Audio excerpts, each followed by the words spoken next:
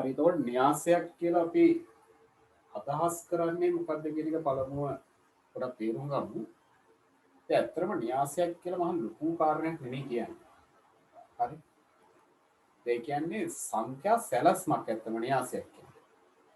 සංඛ්‍යාවල තියෙන මේ අර පේලි සහ තීර වශයෙන් තියෙන සංඛ්‍යා සැලැස්මක් තමයි ඇත්තම න්‍යාසයක් කියන්නේ.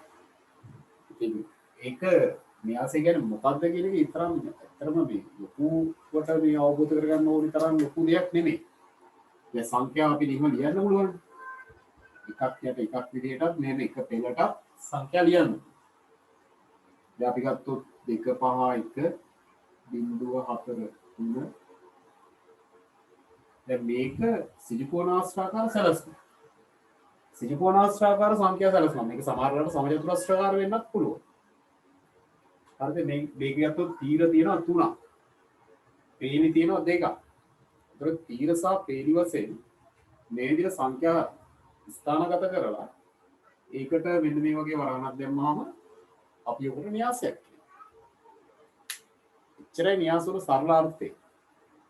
හැබැයි දැන් මේකේ තවදුරටත් ඉදිරියට යනකොට දැන් මේකේ තේරුම් ගන්න ඕනේ මේ තීර වලින් යම් යම් කාරණා කියවෙන්න පුළුවන්. පේලි වලුත් යම් යම් කාරණා කියවෙන්න පුළුවන්. ඒ කියන්නේ මොකක් හරි එක කාරණයක් තමයි පේලියකින් කියවෙන්නේ. ඊළඟ පේලියෙන් කියන තව කාරණයක් වෙන්න පුළුවන්. එක තීරයකින් කියන එක කාරණයක්. ඊළඟ තීරයෙන් කියන තව කාරණයක්. ඊළඟ තීරයෙන් කියන තව කාරණයක් වෙන්න. ඒ විදිහට ඒ සැලැස්ම තුළ තියෙන සංඛ්‍යා පේලි වල සහ තීර වල යම්කිසි මොකක් හරි දෙයක් තියෙනවා. ඉතින් ඒ දේ ගැන අපිට එච්චරම සැලකිල්ලට දක්වන්න අවශ්‍යත් නෑ මෙතනදී. ඔයගලන්ට මේ දේ ගැන දැන් සාමාන්‍යයෙන් මේ සංඛ්‍යා දැන් අපි උදාහරණයකින් පොඩක් පැහැදිලි කරගමු. ඒ දේ මොකක්ද කියන එකම නෙමෙයි අත්‍තරම මේ සාමාන්‍ය පෙළගන්න තියෙන න්‍යාස වලින් ඔයගලෙන් බලාපොරොත්තු වෙලා තියෙන ගොඩක් වෙලාවට මේ න්‍යාසත් එක වැඩ කරන්නේ කොහොමද? මේ වගේ සංඛ්‍යා සැලැස්මවල එක කොහොමද වැඩ කරන්නේ මේ න්‍යාස වල තියෙන වෙනස්කම් එකිනෙකට වෙනස්කම් ටික හඳුනා ගැනීම සහ ඒ න්‍යාස සුළු කිරීමට ලක් කිරීම. වැඩ කරනවා කියලා කියන්නේ සුළු කරනවා. එකතු කරනවා අඩු කරනවා ගුණ කරනවා බෙදනවා වගේ ඒවා කරන්නේ කොහොමද කියන කාරණේ තමයි මෙතනදී අපිට බලන්න. හරි. එතකොට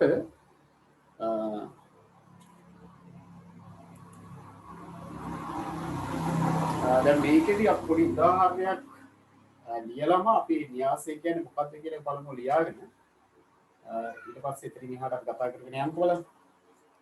මේව ලියා ගන්න කොහොමද?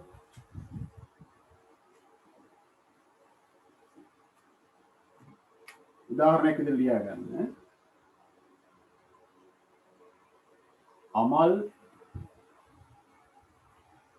නිමල් හා කමල්. අමල් නිමල් හා කමල්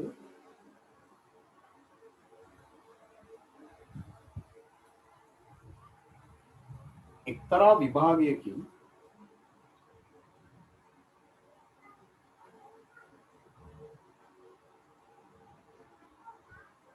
වැඩි ලකුණු ලබාගත් නිසා එක්තරා විභාගයකින් වැඩි ලකුණු ලබාගත් නිසා ඔවුන්ට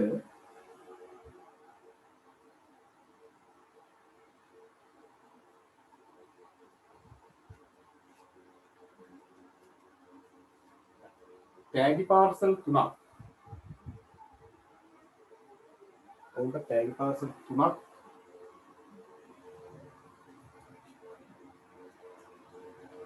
ලබා දුන් අතර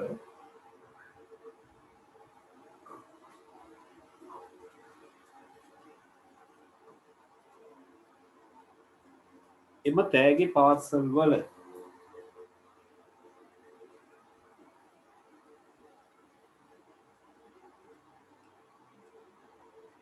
පොත් හා පෑන් තිබූ අතර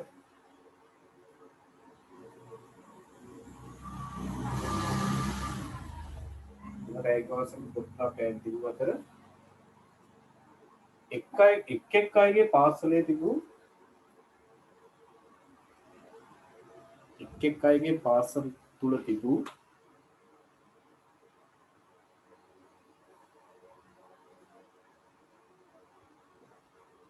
පොත් හා පෑන් ප්‍රමාණ එක් අයගේ පාසලේ තිබු පොත් හා පෑන් ප්‍රමාණ පහත වගේ දැක්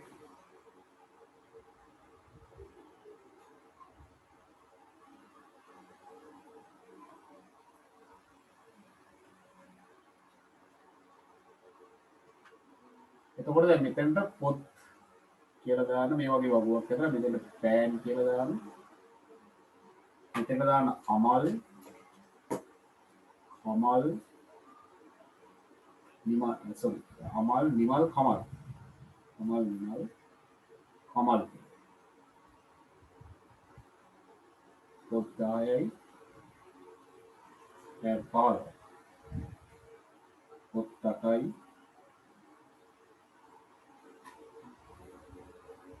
පෑන් 8යි පොත් 12යි පෑන් 9 මොනවම පෑන් පාසල් දෙකක් තමයි තිබිලා තියෙන්නේ.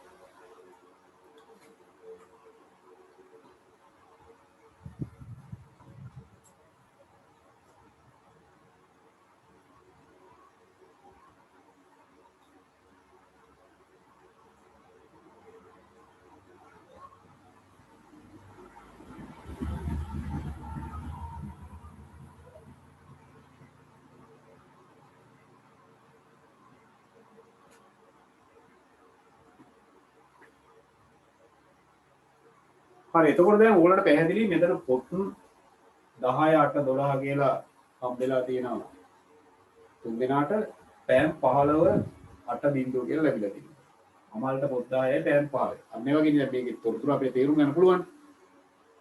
දැන් මේක මේ සංඛ්‍යා ටික විතරක් අරගෙන 10 15 8 8 12 බිංදුව කියන දැන් මේකේ තීර දෙකක් සහ පේලි තුනක් වශයෙන් මේ විදිහට සකස් කරලා මෙහෙම වරහණක් කිව්වට පස්සේ උඹ න්‍යාසයක්. එච්චර. දැන් මේ පේලි තුනෙන් කියවෙන්නේ අමල් නිමල් සහ කමල්. තීර දෙකෙන් කියවෙන්නේ පොත් සහ පෑ. ඉතින් උඹ අර මේ තොරතුරු මොකද ලියන්නේ නැතුව මෙහෙම සංඛ්‍යා ටික විතරක් සිතිගුණාස්ත්‍රාකාර සැලැස්මක් විදිහට මේ විදිහට වරහණක් තුල ලියුවට පස්සේ මේ කොටු වරහණක් වෙන්නත් පුළුවන් සමහරවිට. කොටු වරහණක් විතරක් දාන්න. හරි. මේ වගේ වරහණක් වෙන්න ඕනේ නැහැ. ඕන වරහණක් දාන්න පුළුවන්. කොටු වරහණක් දාන්නත් පුළුවන්. හරි. ඒත් මේ වගේ සලස්මකට අපි කියනවා න්‍යාසයක්. හරි. හරි ඒක දරලකුණක් දාලා යටින් ලියා ගන්න.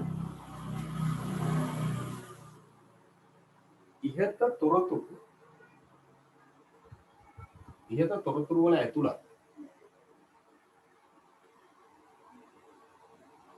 සංඛ්‍යා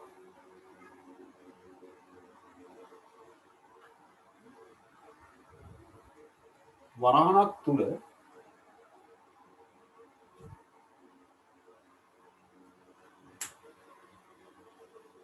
තීරසා පේලි වශයෙන් වරහණක් තුල තීරසා පේලි වශයෙන්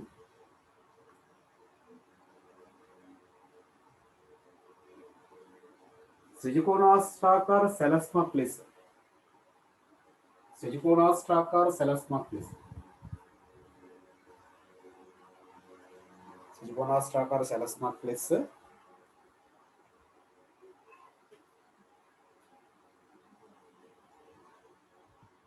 නිරූපණය කළ විට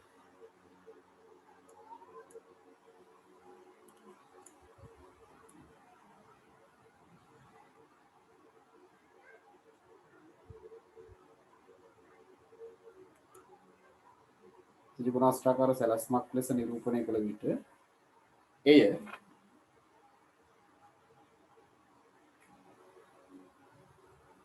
න්‍යාසයක් ලෙස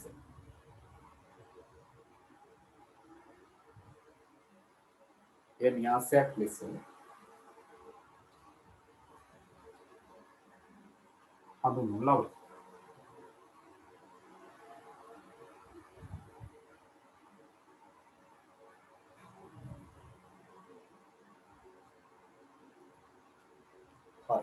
එතකොට මෙන්න මේක මේ විදිහට ඇඳලා පෙන්නන්න. මේ විදිහට වරහණ තුල ඇඳලා ඉස්සරහින් ලියන්න පේලි තුනයි තීර දෙකයි. පේලි තුනයි තීර දෙකයි.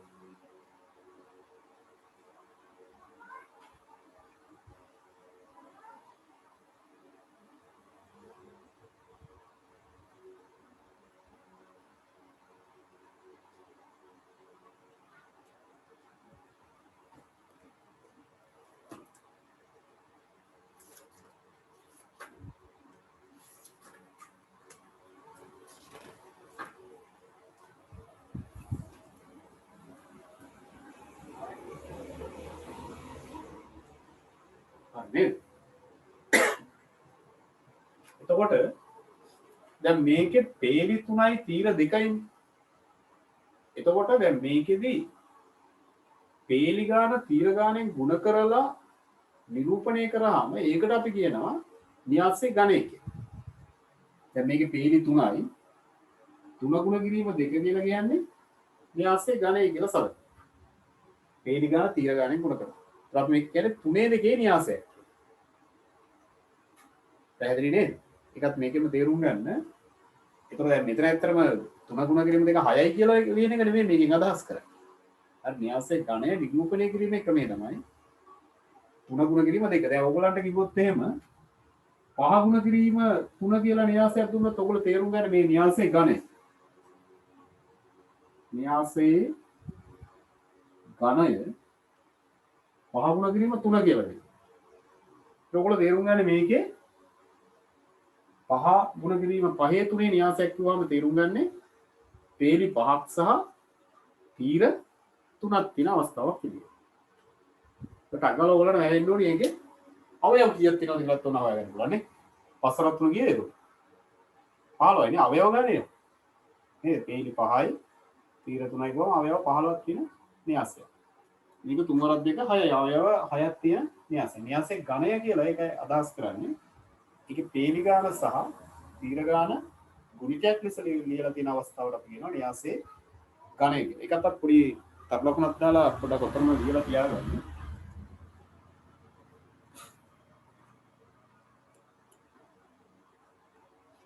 ඒක ලියලා තියාගන්න තර ලකුණක් දාලා න්‍යාසයක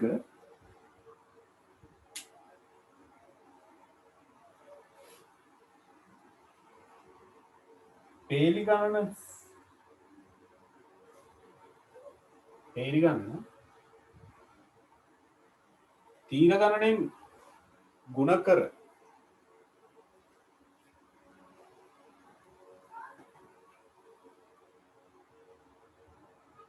ලියූ විට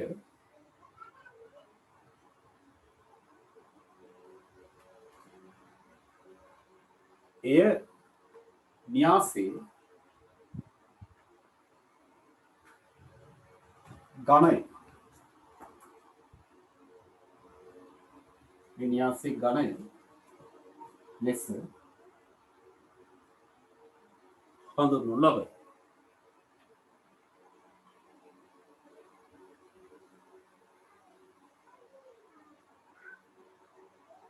හරි.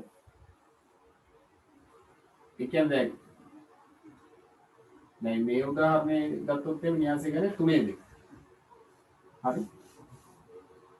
ඕන ඒක ලියාගන්න යටින් ඒ අනුව ඉහත න්‍යාසයේ ඝණය. ඒ අනුව ඉහත න්‍යාසයේ ඝණය 3 ගුණ කිරීම 2 වේ. 3 2 න්‍යාසයක් කියලා කියනවා.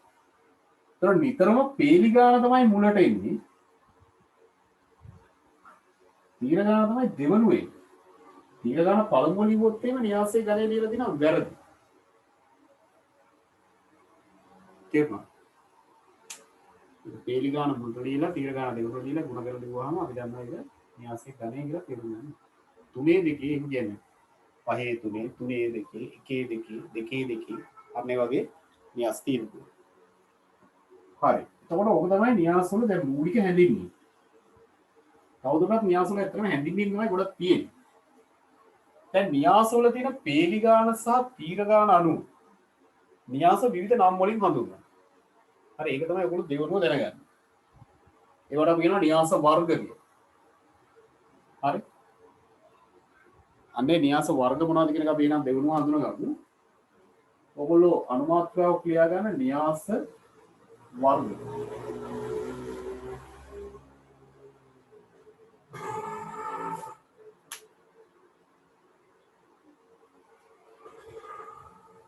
දැන් සාමාන්‍ය න්‍යාසයේ සිලිකෝනාස්ථාකාර හැඩයක් ගන්නවා කියලා අපි දන්නවා. හරි. හරි. එතකොට න්‍යාස වර්ග වලින් පළවෙනි එක තමයි අපි හඳුන ගන්න හදන්නේ. ඒක උදාහරණයක් මගින් බලමු. දැන් බලන්න. මම මේ උදාහරණ එක ගන්නේ 2 3 8 කියලා න්‍යාසයක් මම ගන්නවා. දැන් මේ න්‍යාසයේ ගණය කියන්න බලන්න.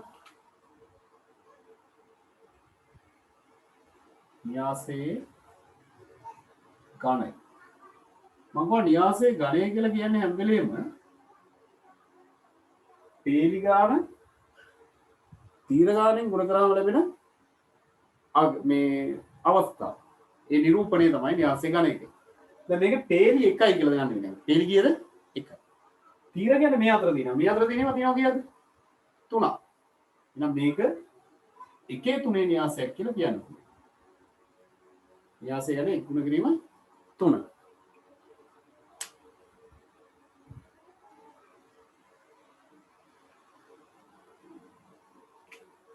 මම තව උදාහරණයක් කරන්නම්.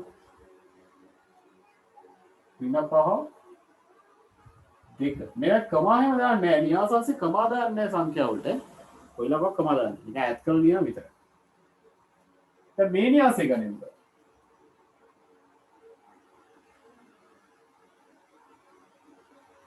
ඒ පේලි 1යි තීර 2යි. එහෙනම් මේක කීයන න්‍යාසයක්ද? 1 2 න්‍යාසය. ඒකත් ලියා ගන්න න්‍යාසය ගණන්.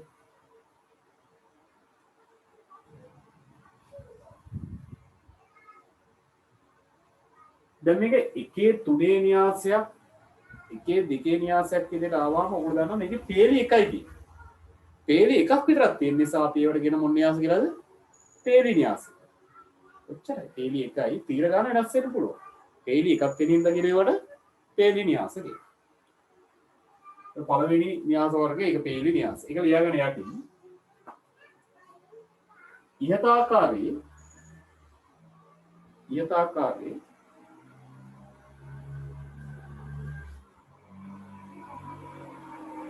පේලි එකක් පමණක් ඇති න්‍යාස. ඉහත ආකාරයේ පේලි එකක් පමණක් ඇති න්‍යාස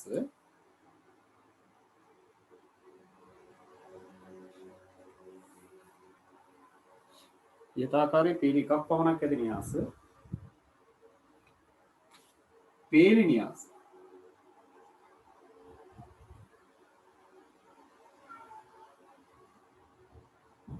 පේලි න්‍යාස ලෙස හඳුන්වනු ලබයි. පේලි න්‍යාස ලෙස හඳුන්වනු ලබයි.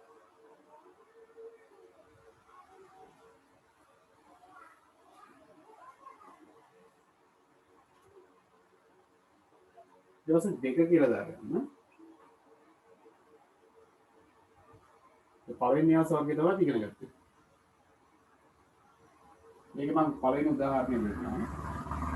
4 3 2 බිංදු.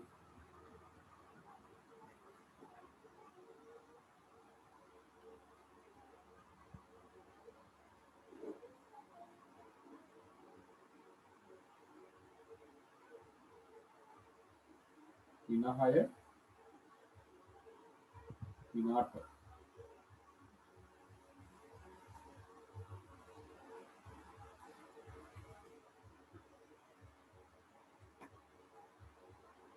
හරිනේ. තමයි මේක දැන් මේ න්‍යාසයේ ගණයයි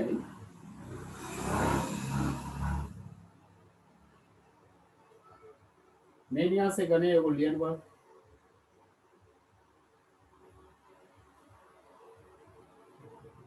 දැන් මේකෙදි පේලි 3යි තීර 1යි නේ.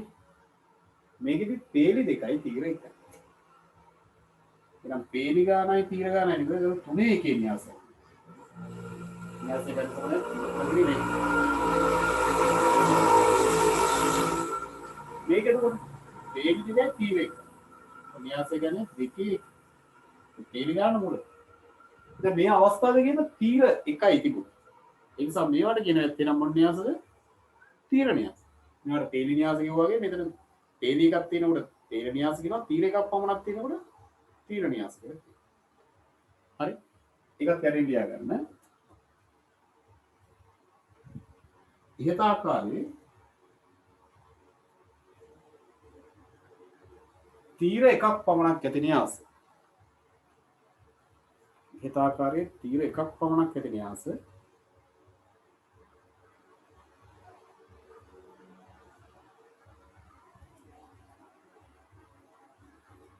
තීර න්‍යාස.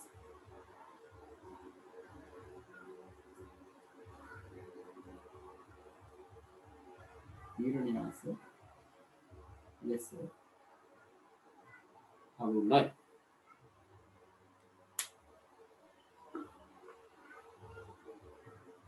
තීර න්‍යාස ලෙස හඳුන්වයි.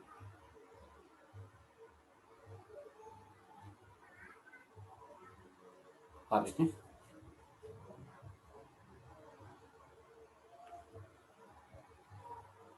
දැන් ඔයගොල්ලෝ හැමෝටම පැහැදිලිද ඔන්න න්‍යාස වර්ග දෙකක් අපි හඳුනගත්තා. එකක් තමයි තීර න්‍යාස, අනිකට කියනවා අපි තීර න්‍යාස. මේව මතක තියාගන්න එච්චරම අරු නෑ නේ. හරි. දැන් තුන්වෙනි වර්ගය අපි හඳුනා ගන්න හදන්නේ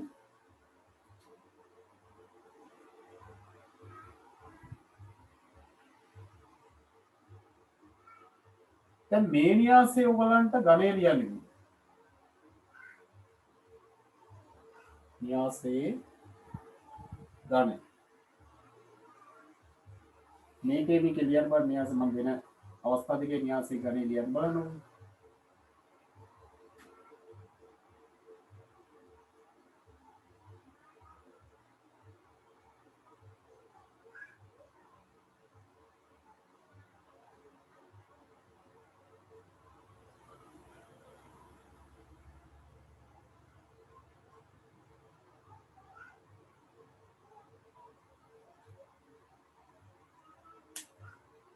දැන් මේ න්‍යාසයේ ගණය අනුව තමයි අතර මේ නම හැදෙන්නේ න්‍යාසය. අන්න ඒක තේරුම් ගන්න ඕනේ. න්‍යාසයේ ගණය දිහා බලලා තමයි ඒක තීර න්‍යාසයද තීර න්‍යාසයද නැත්නම් වෙන මොකක් හරි න්‍යාසයක් කියලා අපි තේරුම් ගන්න. ගණය සහ න්‍යාසයේ එන්ම වලක් ගන්න පුළුවන්.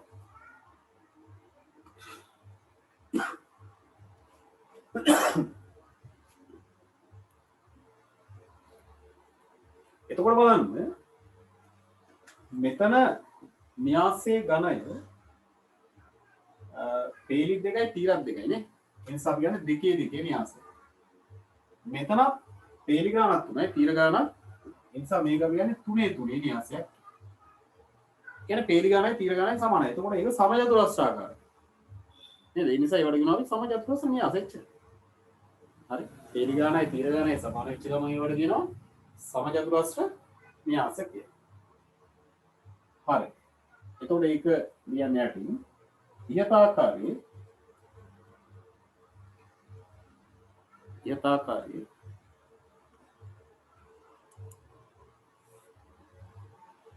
පේලි ගණන සහ ඉහත ආකාරයේ පේලි ගණන සහ තීර ගණන පේලි ගණන සහ තීර ගණන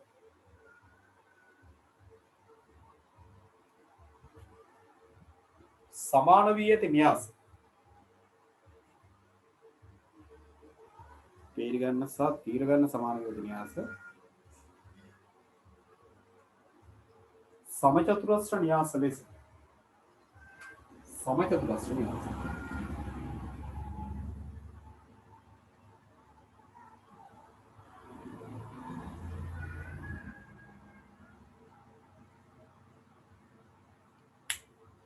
සමචතුරස්‍ර න්‍යාස ලෙස හඳුන්වනු ලබයි.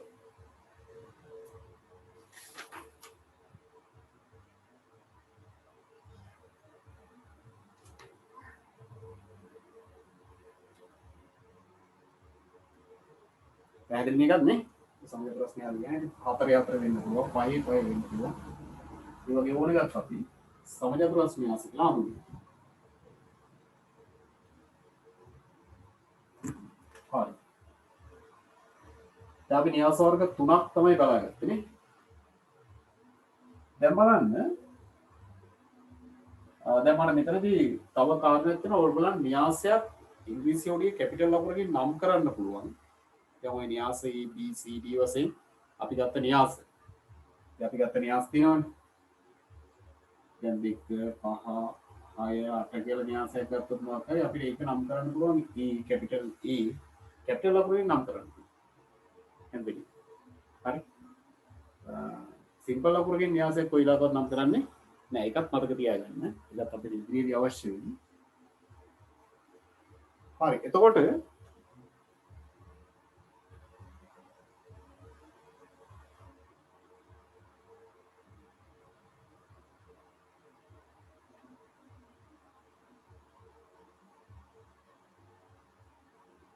දැන් මේ න්‍යාසයේ ගණය ගත්තාම 3 3 කියලා ඔයගොල්ලන්ට පේනවා. ඒ කියන්නේ මේක සමජාතරස් න්‍යාසයක්.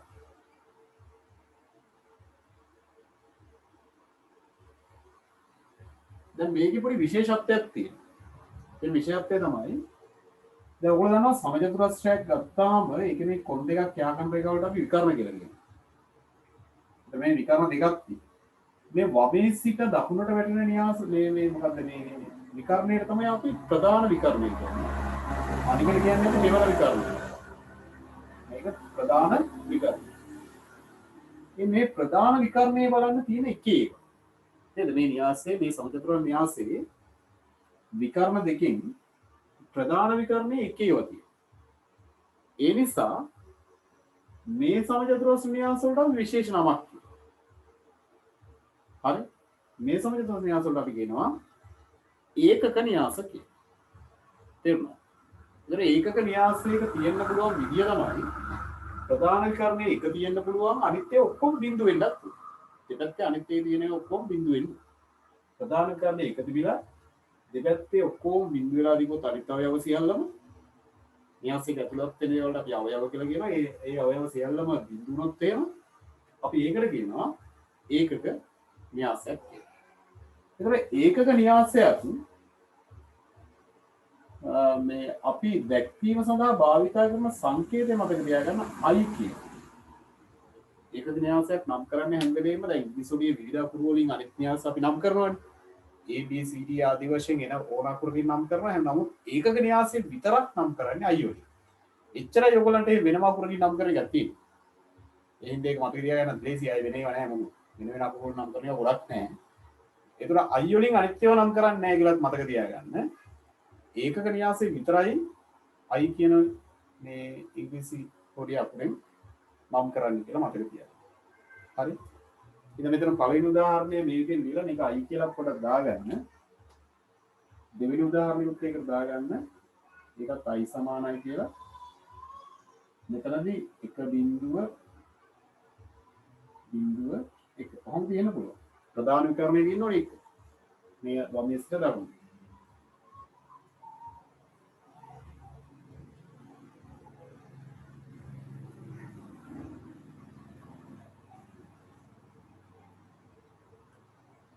ඒතර ඒකක න්‍යාස බවට පත් වෙන්නේ සමජාතරස් න්‍යාසවලම එක්තරා අවස්ථාවක් නේ. ඒ කියන්නේ සමජාතරස් න්‍යාසයක් තමයි ඒකක න්‍යාසයක් වෙන්නේ.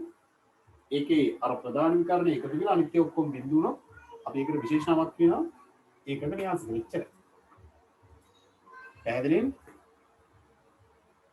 හරි. එවනම් ඒක ලියාගන්න යටින් සමජාතරස් න්‍යාසයක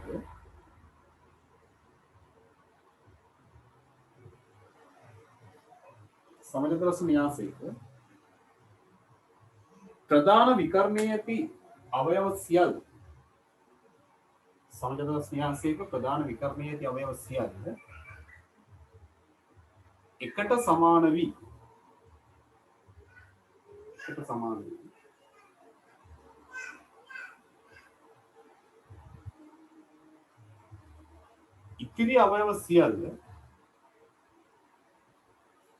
ඉතිරි අවයව සියල්ල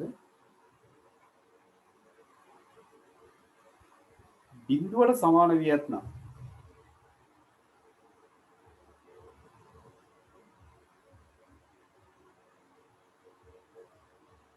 ඒවා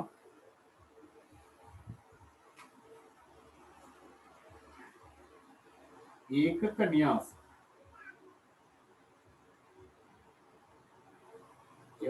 න්‍යාස ලෙස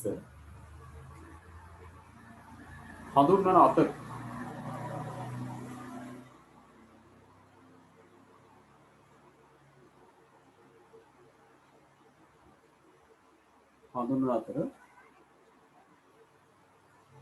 ඒකක න්‍යාසයක් සෑම විටම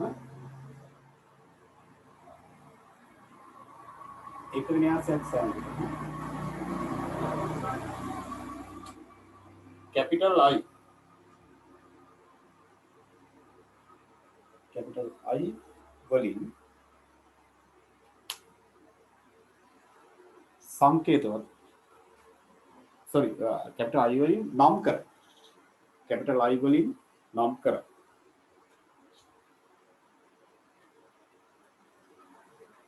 ඔක තමයි එතකොට ඒකක න්‍යාස කියන්නේ. හරි.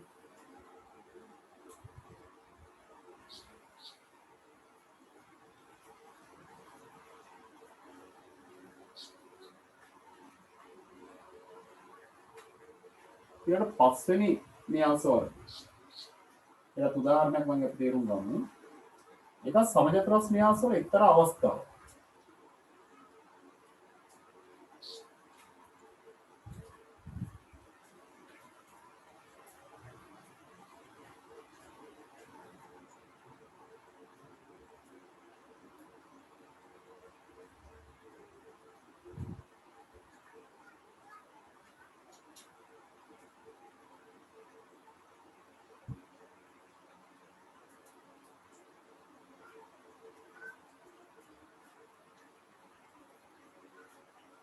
න්‍යාස නම් කරන්න පුළුවන් කියලා දැනගන්න ඕන නිසා මම ඒ කියලා නම් කරන්නම් කොහොමද?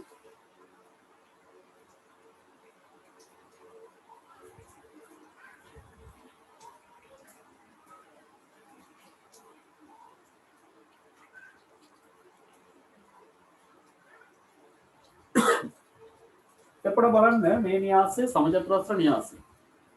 මේ සමජත්‍රස් න්‍යාසයේ ප්‍රධාන විකරණය අපිට ඔය විදිහට පොඩක් ප්‍රධාන විකරණයේ තියෙන සංඛ්‍යාතික මම දැන් මෙහෙම පොඩක් ඔයාලා ලකුණු කරලා පෙන්නුවාට පස්සේ ඒකේ අර දෙපැත්තේ තියෙන සංඛ්‍යා ටික බලන්න. මෙතන තියෙන්නේ 6, මෙතන තියෙන්නේ 4, මෙතන තියෙන්නේ 8. මෙතන තියෙන්නේ 6, 4, 8. දෙපැත්තේ නිකන් සමමිතිකව තියෙනවා පේනවනේ සංඛ්‍යා. ඒ නිසා අපි කියනවා මේ වගේ පැවති. ඒ කියන්නේ ප්‍රධාන විකරණයේ දෙපස්ස අනුරූප අවයව සමාන වෙලා තිබුණා. ඒ කියන්නේ ප්‍රධාන විකරණයේ වටා තියෙන අවයව මෙතන තියෙන එකට මෙතන සමානයි. මෙතන තියෙන එකට මෙතන සමානයි. මෙතන තියෙන එකට මේකට සමානයි. තිබ්බෝ. ඒවට කියනවා අපි සමමිති න්‍යාස කියලා. සම්මිති න්‍යාස. සම්මිතිකනේ පවතින්නේ. හැබැයි ප්‍රධාන විකරණය වෙන්නේ අනිත් විකරණය වටා දිවිලේම හරියන්නේ නැහැ. ඔය විභාගයේ ඔයගලන්ට ඕන වරද්දලා දෙන්නත් පුළුවන්. කිසි ප්‍රශ්නයක් නැහැ. මේ සම්මිතික න්‍යාසයත් නැද්ද? සම්මිති න්‍යාසයක් වීමට හෝ නොවීමට හේතු දක්වනවා. කියලා දෙන්න පුළුවන් ගන්න. දීලා නැහැ ඔය ගන්න. හරි. ඉස්සරහදීම ගණන් හැදෙන්න පුළුවන්. તો මෙන්න මේ වගේ එකට කියනවා සම්මිති න්‍යාසය. හරි. තව න්‍යාසයක් B කියලා ගන්නම්. දැන් මේකේ සමජතර න්‍යාසයක් මම ගන්නම්. 3 2 5 5 බිඳු. දැන් එතකොට බලන්න මේකේ ප්‍රධාන විකරණය මේ තියෙන්නේ දෙපැත්තේ තියෙන පහේ වල. සමේක සම්මිති න්‍යාසය. හරි.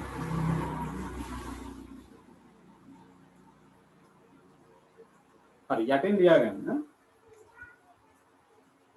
ඒක උඩ ලකුණු කරලා දෙන්නන්නේ. එතකොට දෙපැත්තේ අර අවයව සම්මිතිකව පවතිනවා කියන එක පැහැදිලි. මෙහෙම ලියන්න. ඉහත ආකාරයට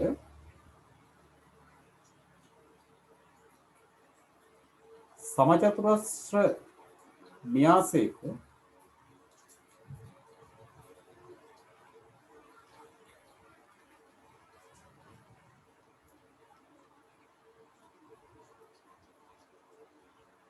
සමචතුරස්‍ර න්‍යාසයක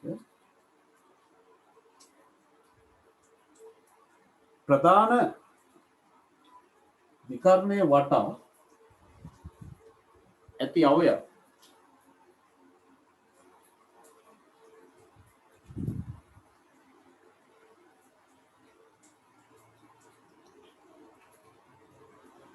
සමමිතිකව පිහිටා ඇත්නම් ප්‍රධාන විකර්ණය වටා ඇති අවයව සමමිතිකව පිහිටා ඇත්නම් ඒවා සමමිති න්‍යාස.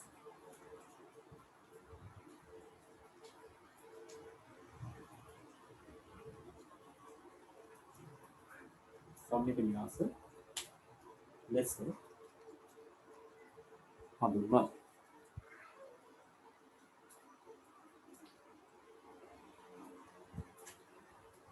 එතකොට න්‍යාස වර්ග පහ තමයි ඔයගොල්ලෝ දැනගන්න ඕනේ. හරිනේ නේ? right. දැන් ඊළඟට මාතෘකාව ලියා ගන්න න්‍යාස එකතු කිරීම සහ අඩු කිරීම.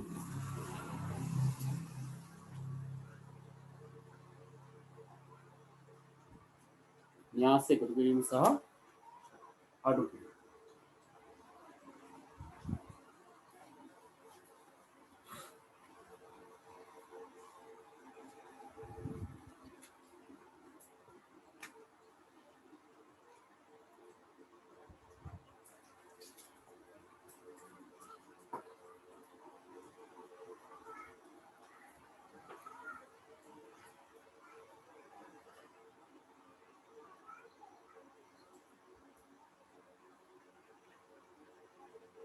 ඔයගොල්ලෝ මුදින් මතක තියාගන්න න්‍යාස එකතු කරනකොට සහ අඩු කරනකොට ඒවැ ඝණයන් සමාන වෙලා තියෙනවා. ඒ කියන්නේ දෙකේ තුනේ න්‍යාසයකට එකතු කරන්න පුළුවන් දෙකේ තුනේ න්‍යාසයක් විතරයි. දෙකේ තුනේ න්‍යාසකින් අඩු කරන්න පුළුවන් දෙකේ තුනේ න්‍යාසයක් විතරයි. ඒ කියන්නේ එකතු කිරීමට හෝ අඩු කිරීමට ලක් කරන්න පුළුවන් ඝණයන් සමාන වූ න්‍යාස විතරයි කියලා මුදින් මතක තියාගන්න. ඒක තමයි එකම තියෙන්නේ. න්‍යාස එකතු කරනවා කියන්නේ මහ ලොකු දෙයක් නෙමෙයි. ඉතින් ඒතර උඩින් මොටක් එක ලියලම අපි ගණන් ටිකක් හදමු. එකතු කිරීමට හෝ අඩු කිරීමට ලක් කළ හැකි. එකතු කිරීමට හෝ අඩු කිරීමට ලක් කළ හැකි. ඝණයන් සමාන වූ න්‍යාස පමණි. ඝණයන් සමාන වූ න්‍යාස පමණි. හරි.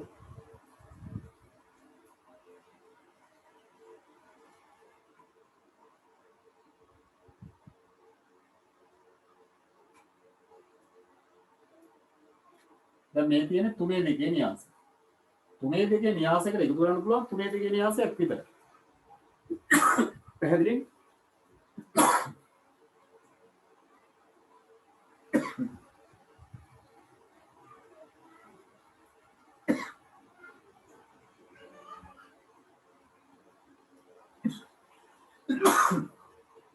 දැන් අපිට මේ විදිහට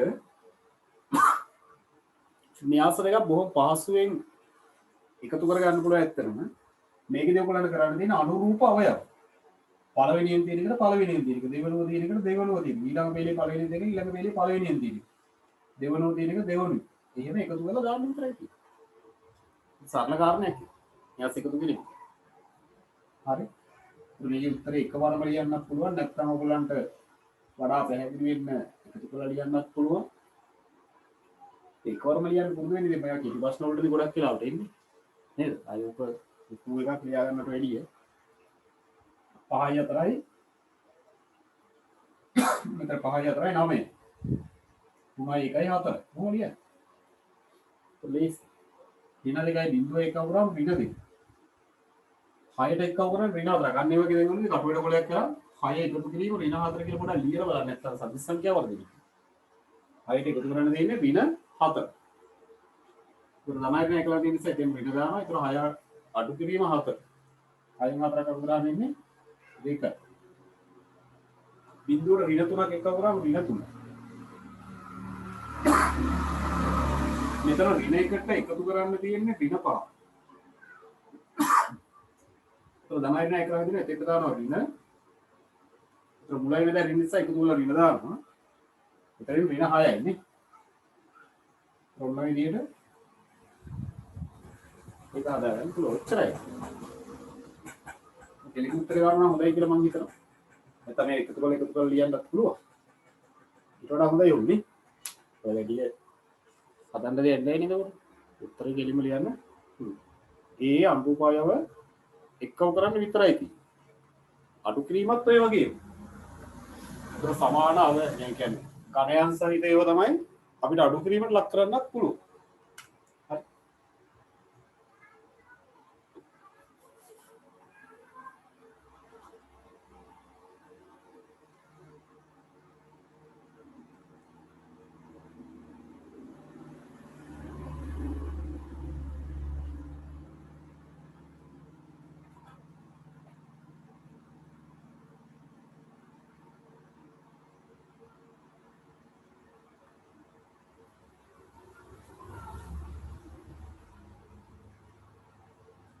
මේ ගණන් හදන්න බලන්න. අඩු කරලා දින අවස්ථාව.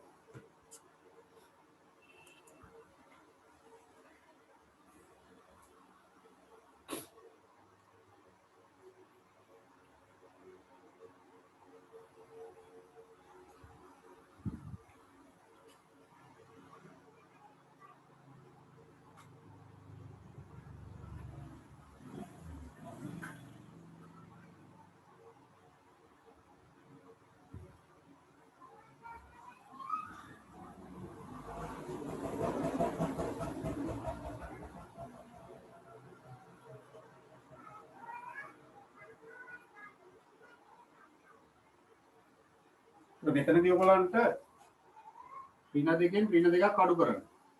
ඍණ දෙකෙන් ඍණ දෙකක් අඩු කරනකොට ඔයගොල්ලෝ දන්නවා වරහන් දාලා අඩු කරනවා. ඍණ දෙක අඩු කිරීම ඍණ දෙක කියලා නේ. ඒක ඍණ හොඳයි ළඟ තියෙන නිසා එතන ධන වෙලා ඍණ දෙක ධන දෙක වෙනවනේ. මේ සමාන දේවල් දෙක අඩු කරාම කොහොමද උත්තරේ බිංදු. උත්තර බිංදු. එකෙන් අඩු කරන්න ඕන ඍණ එක. නේද? හරිනේ. එතන එකෙන් අඩු කරන්න ඕනි ඍණ එක. ඒක ඍණ ලකුණු දෙක එක ළඟ තියෙන නිසා එතන ධන වෙලා 1 1 2 වෙනවා. තුනෙන් අඩු කරන්නත් ඕනේ ඍණ එක. ඒක ඍණ ලකුණු දෙක ධන වෙලා 3 ධන 1 කියන්නේ 4. ඒ වගේ සදිස් සංඛ්‍යා දිනනවා. අනියාස සුරු කරනකොට ගොඩක් ලා සදිස් සංඛ්‍යා ගැන ගොඩක් කල්පනාවෙන් කරා. ඒක උත්තරේ දාන්න. ගොඩක් පහසුයි. දැන් මෙතනදී එකේ තුනේ න්‍යාසයෙන් එකේ තුනේ න්‍යාසයක් තමයි අඩු කළේ. ඒ න්‍යාසය දෙකම එක හා සමාන පෙනුමකින් යුක්තයි. ගණන් සමාන නිසා. ඒක මම කියන්නේ ඊට වැඩි කරන්න දෙයක් නෑ. ඔයගොල්ලෝ පොතේ තියෙන ගණන් ටික කොහොම හැදුවට පස්සේ අපි ඒ ගණන් ටික මම ඔයගොල්ලොත් එක හදන්න කියලා පොඩ බලාපොරොත්තු වෙන පොතේ තියෙන ගණන් ටික පොඩ ලීසි කරන්න යන්න තියෙන්නේ. ඒ ටික හැදුවට පස්සේ ඔයගොල්ලන්ට න්‍යාස පුළුවන් ඉතින්. නේද? ඒක නම් ලොකු දෙයක් නෑ. ඒ නිසා අපි ඉක්මනින් තියරි ටික ඉවර කරලා දාමු. තියරි ඉවර කරලා ලීසි නිසා ඊට පස්සේ ඔයගොල්ලෝ දාගන්න න්‍යාසයක් සංඛ්‍යාවකින් ගුණ කිරීම කියලා.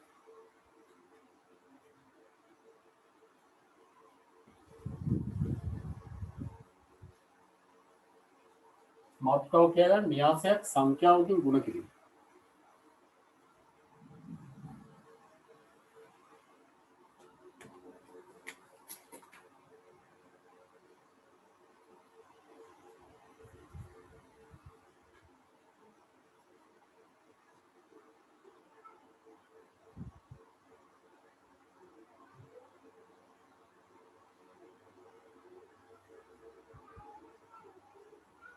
දැන් න්‍යාසයක් සංඛ්‍යාවකින් ගුණ කිරීම කිව්වහම දැන් අපි තමු 34 2 1 5 3 බිංදුව කියලා න්‍යාසයක් තියෙනවා කියන්නේ. මේක ඔයගලන්ට කියනවා දෙකෙන් ගුණ කරන්න. ඒක ඔයාලට තියෙන මෙතෙන් ඉස්සරහට දෙකක් දාන්න විතරයි. ගුණය වගේ නේ අදහස්. ඒතකොට දැන් න්‍යාසයක් ගුණ කරනකොට මේ න්‍යාසය ඇතුලේ තියෙන සියලුම අවයවයන් මේ කියන සංඛ්‍යාවෙන් ගුණ කරන්නේ. එච්චරයි ඉතින් කරන්නේ. හරි. හරි පහසු දෙයක්.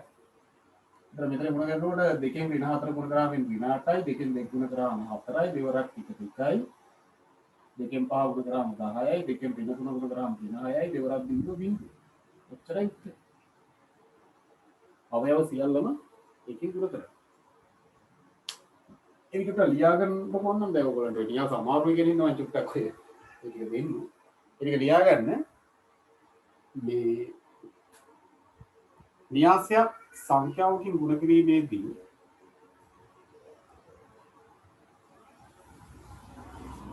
න්‍යාසයක් සංඛ්‍යාවකින් ගුණ කිරීමේදී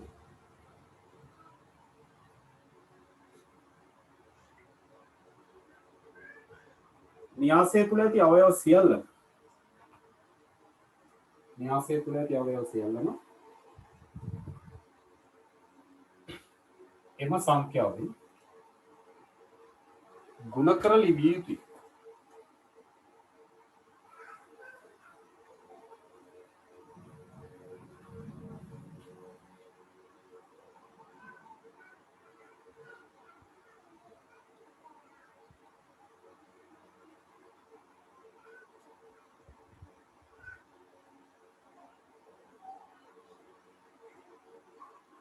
කියලා ඔයගොල්ලෝ පළවෙනි උදාහරණය හදාගෙන දෙවෙනි උදාහරණයත් යමු හදන්න බලන්න.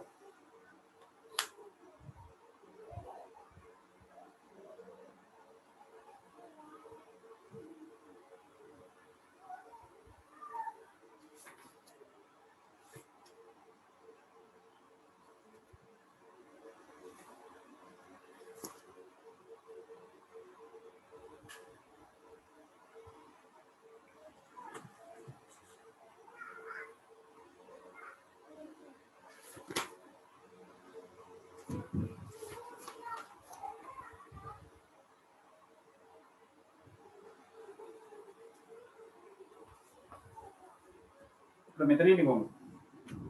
පින පහෙන් 4 ගුණ කරාම පින 20යි. පින පහෙන් පින 2 ගුණ කරාම ධන 10යි. පින පහෙන් පින 1 ගුණ කරාම ධන 5යි. ඉතින් ධන සංඛ්‍යාවකින් සැලකිලි කරාම ගුණ කරනවා. හරි. එතකොට න්‍යාස ගුණ කිරීම සංඛ්‍යාවකින් ගුණ කිරීම ඔය කරේ. න්‍යාසයෙන් න්‍යාසයෙන් ගුණ කිරීම තමයි අපිට අවසානව ඉගෙන ගන්න තියෙන්නේ. ඉස්සෙල්ලා තව එක තියරියක් තියෙනවා න්‍යාසවල. ඒක දාගන්න න්‍යාස දෙකක සමානතාව. න්‍යාස දෙකක සමානතාව.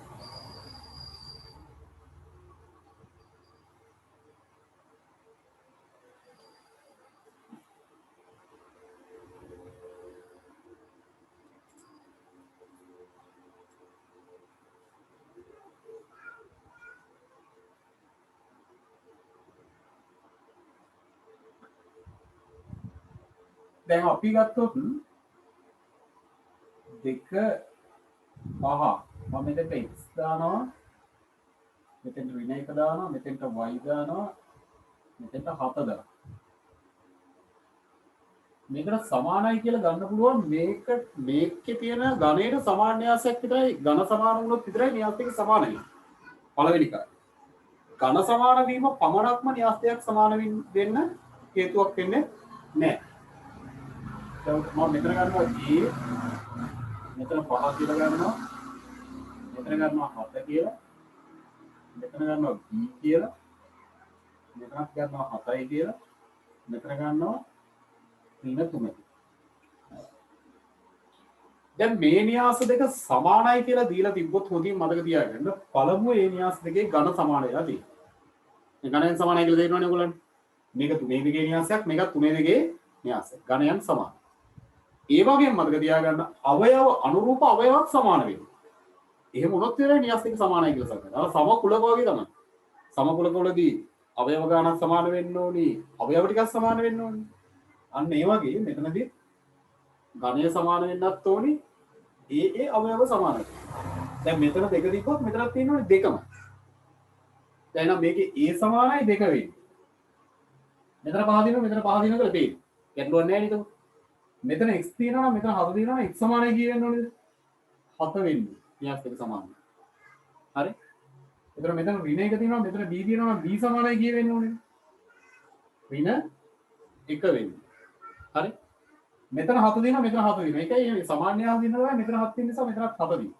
මෙතන y තියෙනවා මෙතන ඍණ 3 නම් y සමානයි කියවෙන්න ඕනේද? ඍණ 3 වෙන්නේ. ඔන්න වගේ අවයව සියල්ලම සමාන වෙලා තිබ්බොත් විතරයි න්‍යාස දෙක සමානයි කියලා අපි සලකන්නේ. ඒකයි ඉතින් කියන්නේ. පැහැදිලි නේ?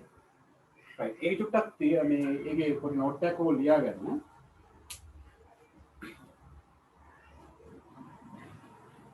මේ ලියා. න්‍යාස දෙකක් සමාන වීම සඳහා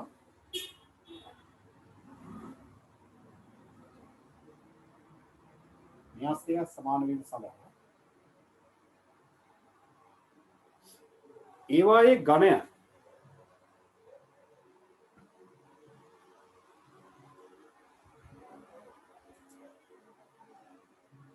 අනිවාර්යයෙන්ම සමාන විය යුතු අතර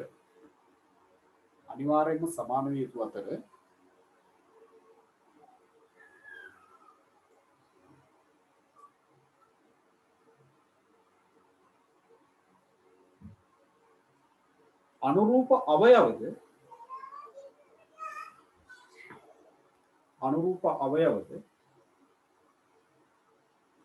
සමාන විය යුතුයි. අනුරූප අවයවද සමාන විය යුතුයි.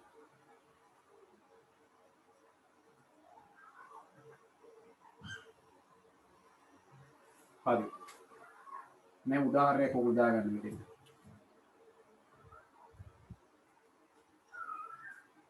මේ න්‍යාසය සමානයි මේ න්‍යාසය නම් කියලා ඔයගොල්ලෝ යටින් දාන්න. A සමානයි මොකද්ද? B සමානයි මොකද්ද?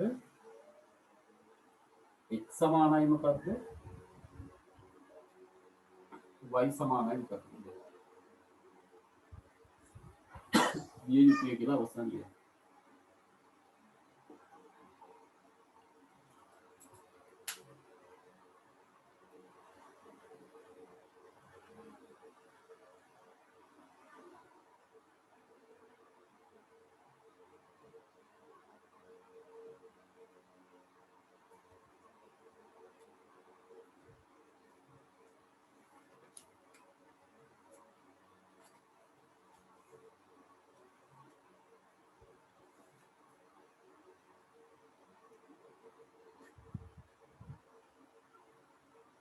හරිනේ. A සමානයි 2යි කියලා ඔයාලට පැහැදිලි ඇති. B සමානයි ඍණ 1යි කියලා පැහැදිලි ඇති. එතකොට x සමානයි 7යි කියලා පැහැදිලි ඇති. y සමානයි ඍණ 3යි කියලා පැහැදිලි. මේ කෙටියෙන් පොඩ්ඩක් නෝට් ටික දෙන්න කියලා අවසානයේ අපි ගණන් හදුන්නේ. ඒක හොඳයි නේ. මේකේ තියරි ටික බලමුව තේරුම් අරගෙන ඊට පස්සේ ඔයගොල්ලන්ගේ පොතේ තියෙන ගණන් ටික හදනකොට ඔයගොල්ලන්ට ඒ තියරි භාවිතා කරන විදිහ හරියට බලා ගන්න පුළුවන් වෙයි. කෙටියෙන් නෝට් එක අපි බලාගමුකෝ. අදින් එතකොට තියරි ඉවර කරගන්න පුළුවන්. ඒතකොට දැන් න්‍යාස වල තියෙන අවසාන තියරිය තමයි න්‍යාසයකින් ගුණ කිරීම කියන කාර්යය. ඉතින් අපුල ඊළඟට මාතෘකාව ලියා ගන්න. න්‍යාසයකින් ගුණ කිරීම. ඔන්න ඔතන තමයි ගොඩක් අය න්‍යාස අමාරුයි කියන දැන් නැත්නම් අනිත් ටික අමාරු කියන්නේ නැහැ කවුරුත් නේ. න්‍යාසයක් ගුණ කිරීම කියන එක තමයි ගොඩක් අයට පැටලෙන කාරණයක් බවට පත් වෙලා තියෙන්නේ.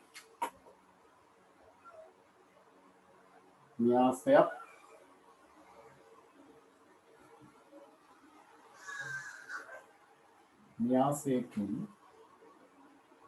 ගුණ කිරීම.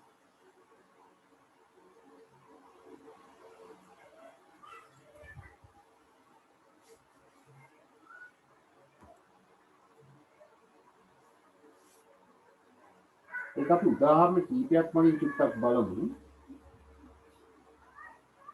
හරි. දැන් මම සංකේත වලින් කරනවා. AB කියන න්‍යාසයෙන් ඔයගොල්ලන්ට ගුණ කරන්න දීපුවා XY කියලා න්‍යාසය. මේක පේලි න්‍යාසයක්, මේක තීර න්‍යාසයක්. මේක දෙකේ න්‍යාසයක්, මේක දෙකේ එකේ න්‍යාසයක්. ඔන්න ඔය පේලියෙන් තීරය ගුණ කරගන්න එක තමයි ඔයගොල්ලන් හරියටම තේරුම් ගන්න. පේලියෙන් තීරය ගුණ කරන්නේ කොහොමද? ඒක තමයි. ඔන්න ඊටාම සරල කාරණේ තේරුම් ගන්න. ඒක අපි ඉස්සරහට ගෙනියමු කොහොමද කරන්නේ කියලා. මේක පැටලෙනවා කියන නිසා මම මේ කියන්නේ.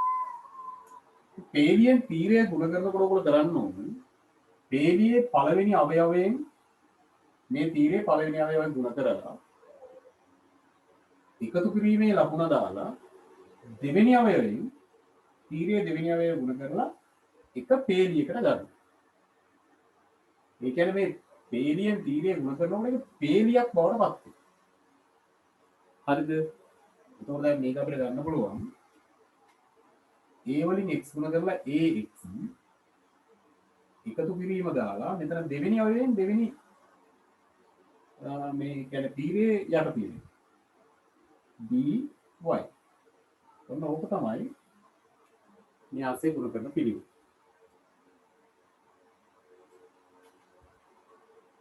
තේරුණාද? ax ධන dy. දැන් වැඩි කලබල වෙන්නේ නැතුව බලන්න. හරි. හරි අපි දැන් මේකේ සංඛ්‍යාත්මක අවස්ථාවක් බලමු. 2 3 ගුණ කරන්න කියනවා මම 5 2. හරි. ඔයගොල්ලෝ දැන් මෙතන ලියන්නේ දෙවරක් 5. 2 ගුණ කිරීම 5 කියලා ගමු. එකතු කිරීම 3 වරක් 1. එච්චරයි. හරි. දැන් දෙවරක් 5 10යි 3 වරක් 1 6යි 1 ග්‍රාම 16. තනි ඉලක්කම කොටපත්. තනි සංඛ්‍යාවක්. මේකෙන් මේ ගුණ කරා එකතු කිරීම දැන් මේකෙන් මේ ගුණ කරා කිව්වා. පේලියකට සෙට් වෙනවා. මේකත් ලියාගන්න.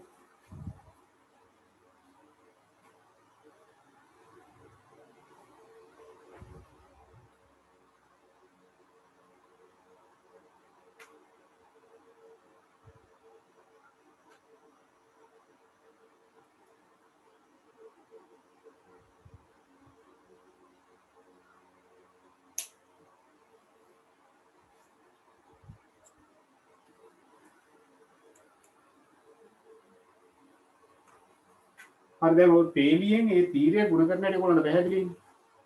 දැන් මේකේ තියෙන අවස්ථාව පොඩ්ඩක් බලමු. දැන් මෙතනදී 1 2 න්‍යාසයක් 2 1 න්‍යාසකින් ගුණ කරාම තනි සංඛ්‍යාවක් ඇවිල්ලා තියෙනවා. ඒක තේරුම් මේකේ පේලිත් එකයි තීරත් එකයි. පේලි කීයද? 1යි. තීරත් 1යි. 1 1 න්‍යාසයක් ඇවිල්ලා. හරි. පොඩ්ඩක් ඒක බලමු.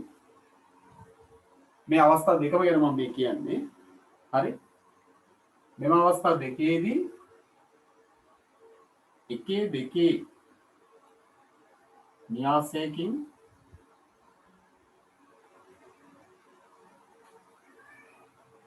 දෙකේ එකේ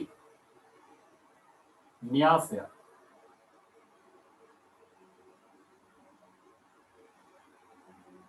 ගුණ කර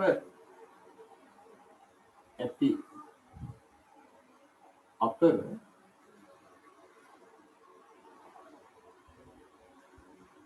පිළිතුර ලෙස ලැබුණු න්‍යාසයේ ගණය එකේ එක බව පැහැදිලි වේ.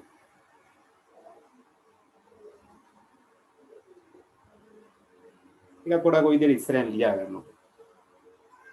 මම මේ ලියලා තියෙන විදිහට හෝ යටින් හෝ තර ලොකුණක් දාලා ඒක ලියා ගන්නවා. පිටපස්ස පොඩ ඉස්සරහට යන්න බලන්නේ දැන් මේක පැටලෙනවා කියලා කට්ටිය කියන නිසා පොඩ හිමින් ඉගෙන ගන්න බලමු. පොඩ විනාඩි 20ක් විතර එහෙමනොත් පොඩ ඉස්සරහට ගමු ඈ. මම දැන් මේක ඉවර කරලා දාන්න. ගණන් ටික හදන්න අපි ඊළඟ සතියේ තියාගන්න මේ ඊළඟ සතියේ ගැන අපි ඉස්සරහින් ඉවර කරලා කතා කරලා ඉන්නේ නැත්නම් වැඩි අවුල් වෙනවා.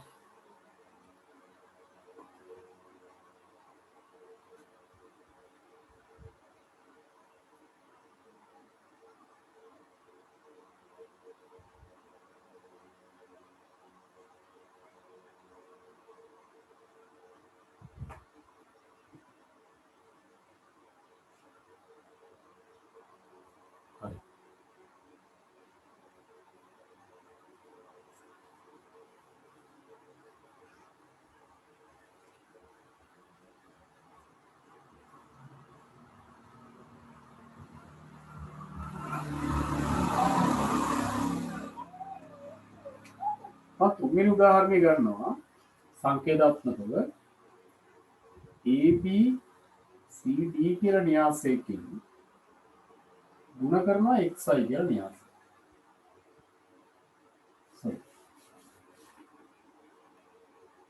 XI කියලා න්‍යාසය. ඒක කොහොමද කරන්නේ කියලා බලන්න.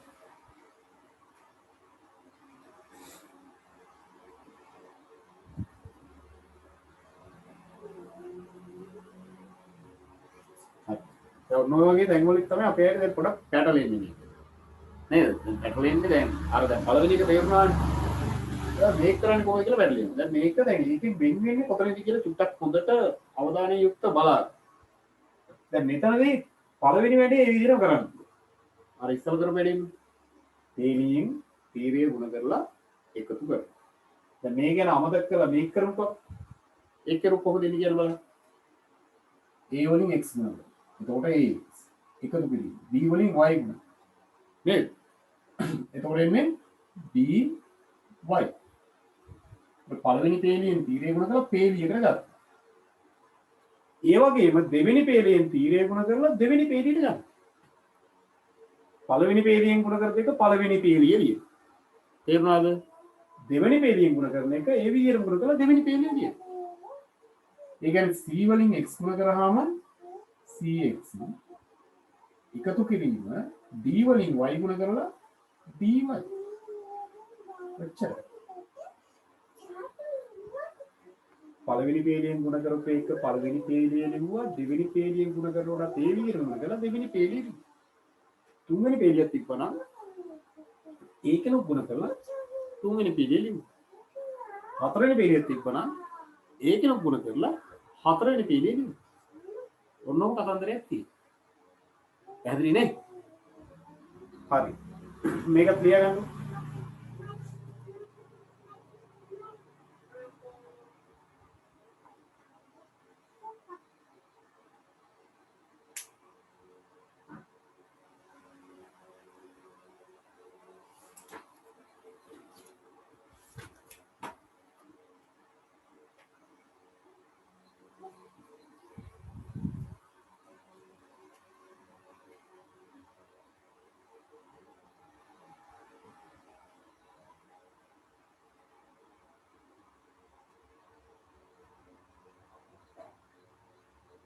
ඒ ඔයගොල්ලෝ පැහැදිලි නේද? පේජ් වලින් ගුණ කරන්නේ නැති. පේජ් වලින් තීරණ ගුණ කරලා එහෙම ලියන්නේ.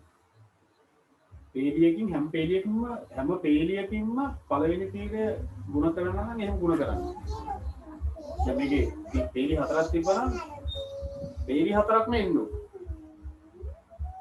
තේරුණාද? ඒ තීරය ගුණ කළා පේලි හතරක්. මේ පේලි දෙකෙන් ගුණ කළා මේ විදිහට. තේරුණාද? අපි දෙවෙනි හතරවෙනි උදාහරණයක් ගමු. එක තුන එක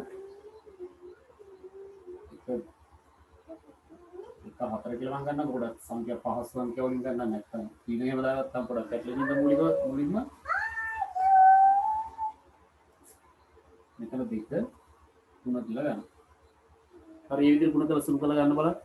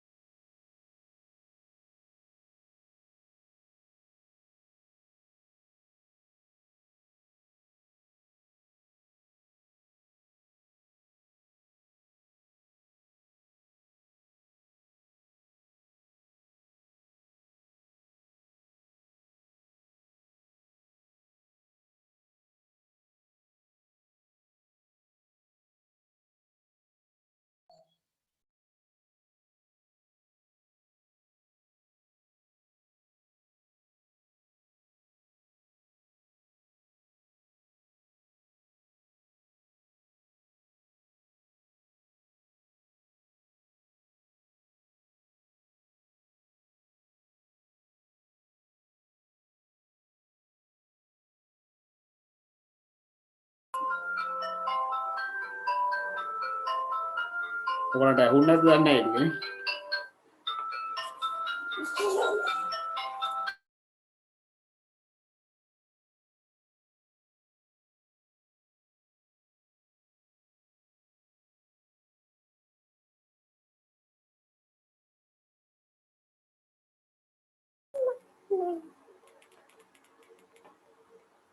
සමහර විට ඔයගොල්ලන්ට චුට්ටක් ඇහුන්නේ නැද්ද දන්නේ නැහැ ටික.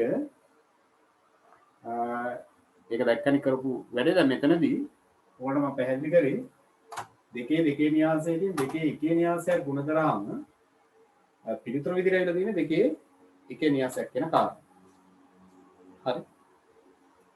ඒක ගුණ කරන විදිහ හැමෝටම තේරෙනවනේ ලැබුණු උත්තරේ පැහැදිලිද?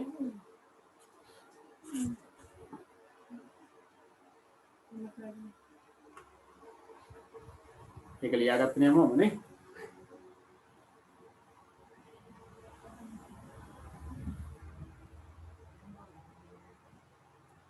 හරි. ඊට පස්සේ අපි දැන් උදාහරණ 4ක් නේද ලිව්වේ? පස්සේ උදාහරණය දාමු.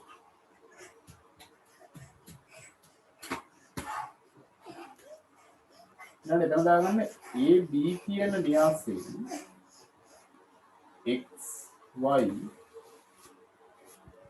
m මෙතන p q කියලා ගමු. මෙන්න මේක ගුණ කරන්නේ කොහොමද?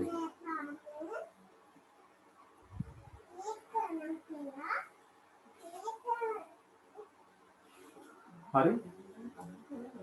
දැන් මෙතනදී ඔයගොල්ලෝ දන්න එක කාරණයක් තියෙනවා. ඒ තමයි මේ පේලියෙන් තීරය ගුණ කරන්න පුළුවන්. හරි. පේලියෙන් තීරය ගුණ කරලා අපි දන්නවා ගුණ කරනකොට මේකෙන් මේක ගුණ කරලා මේකෙන් මේක ගුණ කරලා එකතු කරලා එක පේලියකට ගන්න. ඊට පස්සේ මේ පේලියෙන් එක තීරයක් ගුණ කරලා ඉවරලට පස්සේ ආපහු ස්පේස් එකක් තියලා ඒ පේලියෙන් ඊළඟ තීරයක් ගුණ කරලා ලියන්නයි තියෙන්නේ. ඒක තීර කොච්චර තිබ්බත් ඒක පේලියකට තමයි ලියන්නේ. තේරුණා? ඒ කියන්නේ මෙතනදී ඒ වලින් මේක ගුණ කරන හැටි දෙන්නෝනේ හැමෝටම. එතකොට අපි ලියන්නේ කොහොමද? ax එකතු කිරීම by. මේ එක තීරයක් ගුණ කරලා ඉවරයි. ඊට පස්සේ ස්පේස් එකක් තියලා මේ තීර අතර තියෙන ස්පේස් එක පොඩි ස්පේස් එකක් තිබ්බා. මේකෙන් ඊළඟ එකක් ගුණ කරා. ඒ වලින් p ගුණ කරා ඒ විදිහට ගුණ කරා. ap ධන b q.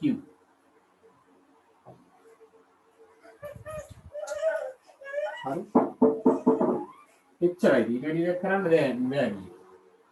මේකෙන් මේ තීරය ගුණ කරා මේකෙන් මේ තීරය ගුණ කරා තව තීරයක් තිබ්බම ආයි ස්පේස් එකක් තිබ්බ ඒකිනුත් ගුණ කරා. ඒතර පීලියකින් සෑම තීරයක්ම ගුණ වෙන්න ඕන කියලා කොට පැහැදිලි කරා. හරි. මේ විදිහට තමයි ඒක යන පුළුවන්. මේක හැමෝම ලියා ගන්නු.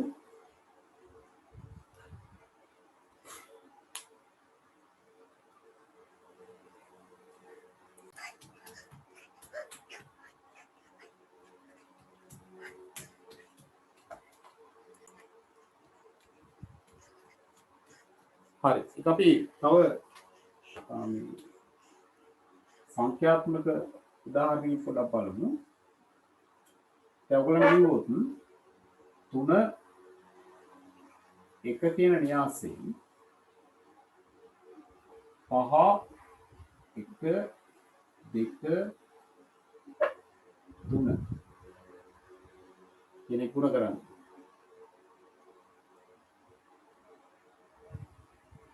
හරි.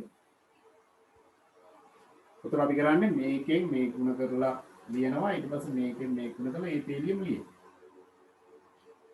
තේරුණාද? ඒක කොහොමද එන්නේ කියලා බලන්න. තුනේම ඒකනේ මේ දෙක ගුණ කරලා එකතු කරනවා. කියන්නේ 3 ගුණ කිරීම 5 නේ. එකතු කිරීම එක ගුණ කිරීම 1. අපි කරේ පළවෙනි පේලියෙන් පළවෙනි තීරය ගුණ කරලා. පළවෙනි පේලියෙන් දෙවෙනි තීරය පොඩි ස්පේස් එකක් තියලා අහව ගුණ කරනවා. එතකොට 3 ගුණ කිරීම 2 එකතු කිරීම 1 ගුණ කිරීම 3. කොහොමද? ඒ 3 වරක් 5 15යි 1 වරක් 1යි 3 වරක් 1 6යි 1 වරක් 15 එක සෝරි 15 එකයි 16යි මෙතන 6යි 3යි 9යි.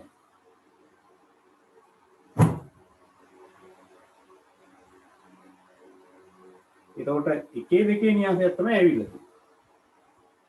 මෙතන එකේ දෙකේ න්‍යාසයකින් දෙකේ න්‍යාසයක් ගුණ කරගෙන ඉන්න තියෙන එකේ දෙකේ න්‍යාසය.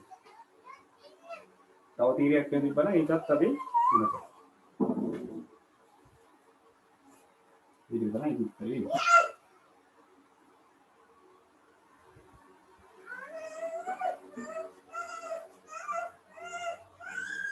මේකේ තවරවල න්‍යාසයේ ගණය පිළිබඳ අපිට අන්තිමට පොඩි තීරයක් ලියාගන්න දෙන්න නිසා මම මේක ලියාගෙන යන්නේ ඔයගලන්ට ඒක වඩා හොඳින් පැහැදිලි වෙයි.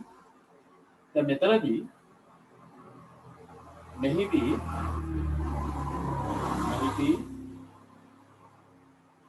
එකේ දෙකේ න්‍යාසයක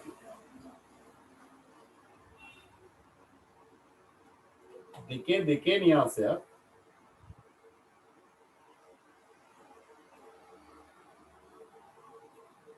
ගුණ කර ඇති අතර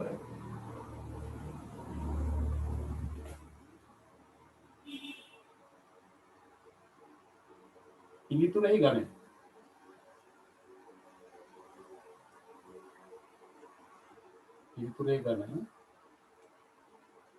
එකේ දෙක බව පැහැදිලි වේ.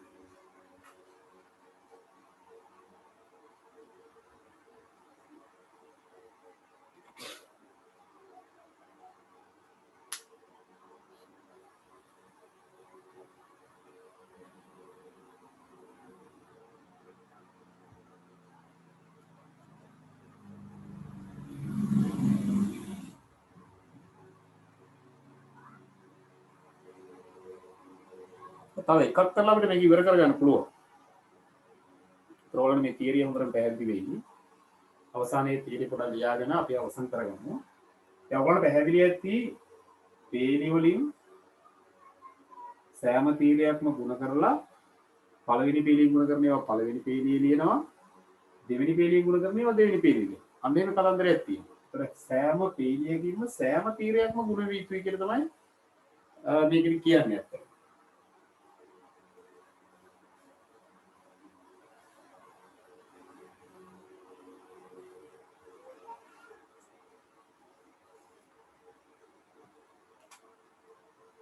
හරි පොඩ හයිල් උදාහරණයක වුණත් බලන්න. මම මෙතනදී AB CD වලින් ගුණ කරනවා XY PQ දෙකේ න්‍යාසයකින් දෙකේ න්‍යාසයක් ගුණ කරනවා.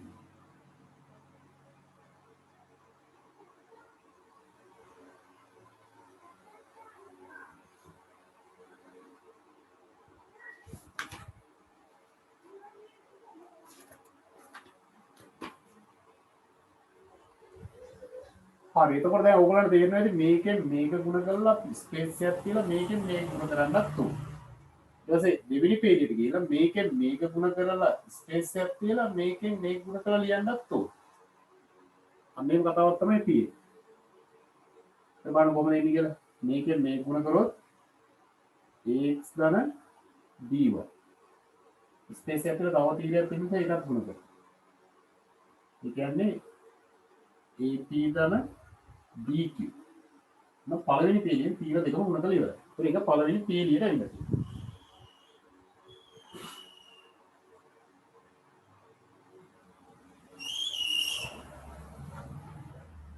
හරි. ඊළඟ දෙවෙනි පේලියට ඒ විදිහට ගුණ කරනවා. ඒක C වලින් C මේ පේලියෙන් මේ ගුණ කරනකොට CX ධන DY ඊට මේක ගුණ කරනකොට තව ස්පේස් එකක් තියලා මේකත් ගුණ කරනවා. එතකොට CP ධන CQ ඔන්න විදිහට. ඔච්චරයි. සංකේතාත්මක අපි සංකේත මගින් තමයි ඒක තහවුරු කරගත්තේ විදිහට. මේක 6ද 4ද හරි 4නේ.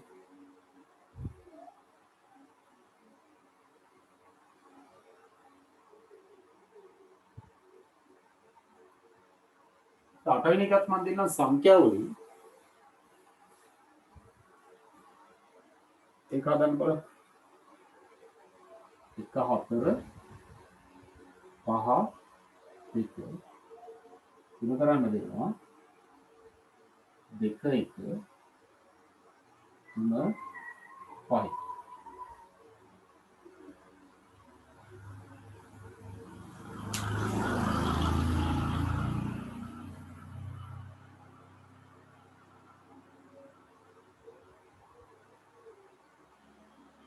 ඔයගොල්ලෝ මේකෙන් මේ ගුණ කරලා ස්පේස් එකක් තියලා මේකෙන් මේ ගුණ කරනවා.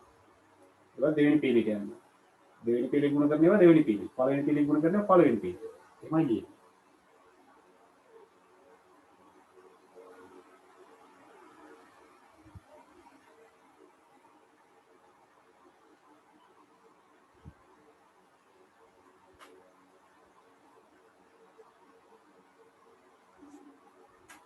මේකෙන් මේ ගුණ කරනකොට ඔයගොල්ලෝ ලිපි කොහමද? එක ගුණ කිරීම දෙක එකතු කිරීම හතර ගුණ කිරීම තුන. එනිකම් මෙහෙම ඉල්ලපු හැටියට ගුණ වෙන හැටි තේරෙන්න ඕනේ. මෙහෙම මෙහෙම. පොඩි ස්පේස් එකක් මේකත් ගුණ. එක ගුණ කිරීම එක එකතු කිරීම හතර ගුණ කිරීම පහ. ඊට මෙතන මේක දෙවෙනි පීලි. පහ ගුණ කිරීම දෙක එකතු කිරීම දෙක ගුණ කිරීම තුන. ඊට ඊළඟ පීලියක් තියෙනවා. පහ ගුණ කිරීම එක එකතු කිරීම දෙක ගුණ කිරීම පහ. මේකෙන් මේක ගුණ කරා මේකෙන් මේක ගුණ කරා ඒක දුන්නා. මොහොම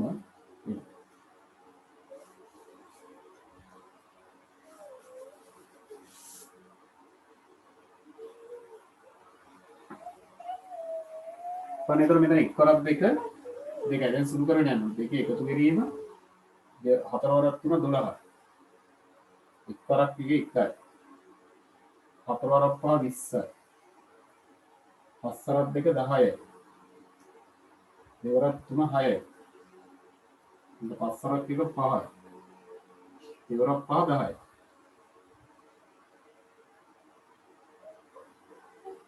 ඔබන අවසාන උත්තරේ ඉන්නේ උතර 2යි 12යි 14යි 1යි 20යි කුරාම් 21යි 10යි 16යි 5යි 10යි කියන්නේ 15 මොහොමද එතකොට දැන් දෙකේ දෙකේ න්‍යාසයක් දෙකේ දෙකේ න්‍යාසයෙන් කරනවා උත්තරේ විතරත් එකට තියෙන්නේ දෙකේ දෙකේ න්‍යාසයක්මයි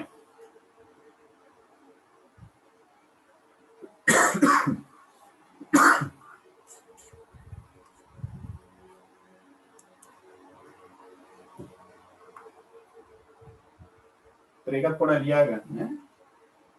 මෙහිදී දෙකේ දෙකේ න්‍යාසය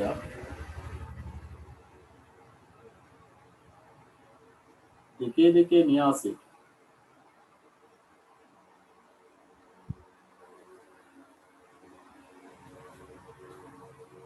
ගුණ කළ විට දෙකේ දෙකේ න්‍යාසය පිළිතුර ලෙස ලැබී ඇති බව පැහැදිලි වේ.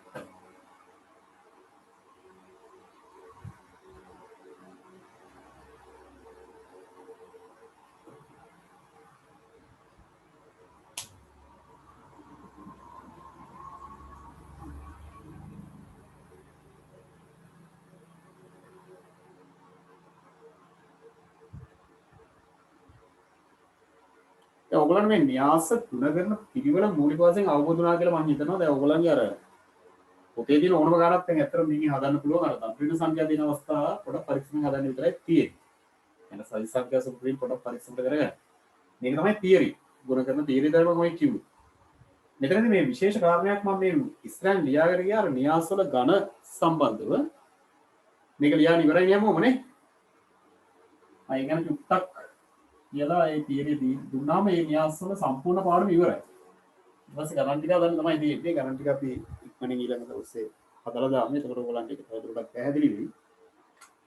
දැන් මෙතනදී දැන් ඔයගොල්ලෝ දැක්කා මුලින්ම අපි ගුණ කරේ එකේ දෙකේ න්‍යාසයකින් ගුණ කරේ දෙකේ එකේ න්‍යාසය. බලන්න ඔයගොල්ලන්ගේ පොතේ අර මුලින්ම ගුණ කරලා තියෙන මේ න්‍යාසය අර මේ වගේ ලියලා තියෙන එක එහෙම නේද කියලා. එහෙම බලන්න.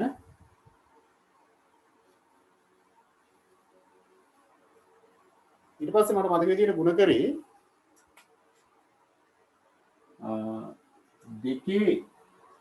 දෙකේ න්‍යාසයකින් ගුණ කරේ දෙකේ එකේ න්‍යාසය.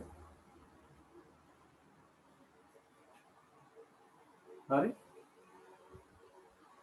ඊට පස්සේ ආපහු එකේ දෙකේ න්‍යාසයකින් ගුණ කරා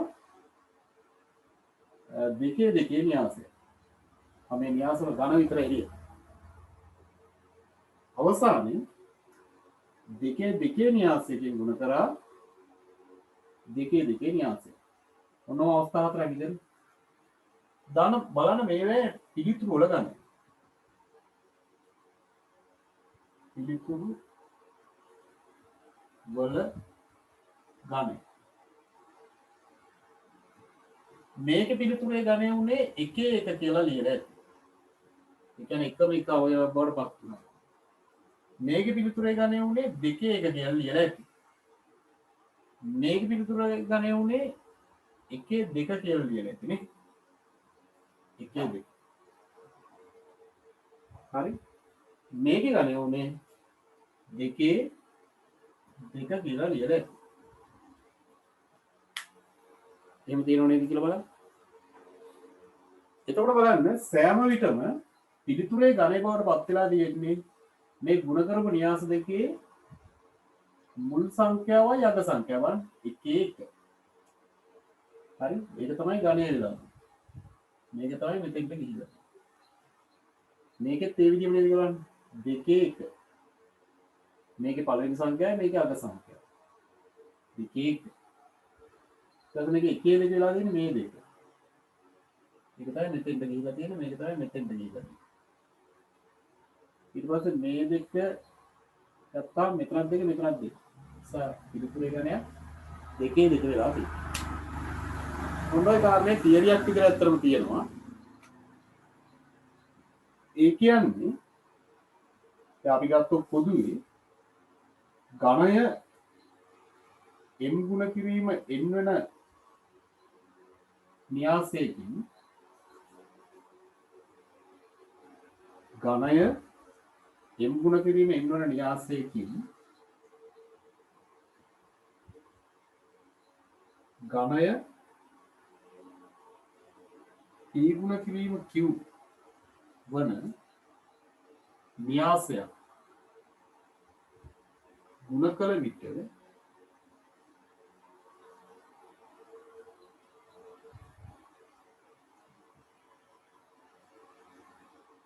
පිළිතුරෙහි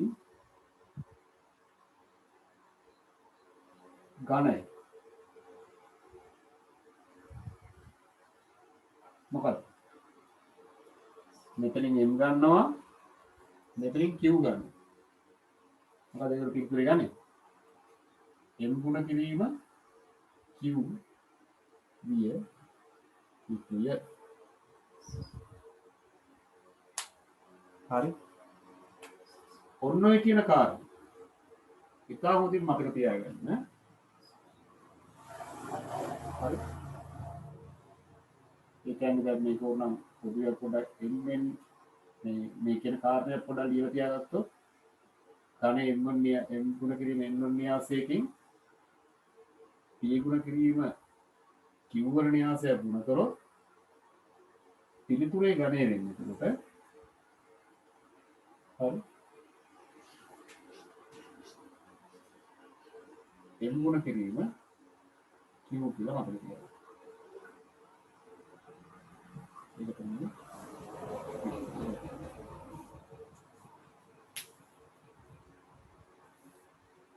නොච්චරයි ඉතින් න්‍යාස කියලා ඔයගලන්ට තියරි විදියට ඉගෙන ගන්න තියෙනවා. ඒ න්‍යාස ගුණකර ටික පැහැදිලි වුණා නම් ඔයගලන්ගේ අර 19 වෙනි පාඩමේ තියෙන සියලුම අභ්‍යාස ටික හදන්න පුළුවන්. විශේෂයෙන් 19 හතර අභ්‍යාසය හිත උදේ වෙනකොට පුළුවන් නම් හදලා දාන්න. ඉතින් තනිකර න්‍යාස ගුණ කිවි 19 හතර අභ්‍යාස. ඒක හදලා අඩුපාඩු තිබ්බොත් අපිට බලන්න පුළුවන් න්‍යාස බැරිද කියලා. න්‍යාස වල මුල් කොටස් ටිකට අදාළ කරන් ටික ඒ පොතේ තියෙන කරන් ටික අපි ඔක්කොම ඊළඟ දවසට පරිවිලාවයි යන්නේ. ඉක්මනින් හදලා දාමු. එතකොට න්‍යාස පිළිබඳ ප්‍රශ්න ඔයගොල්ලන්ගේ අවසන් වෙනවා. හරි. එහෙනම් අපි අතනින් අවසන් කරමු.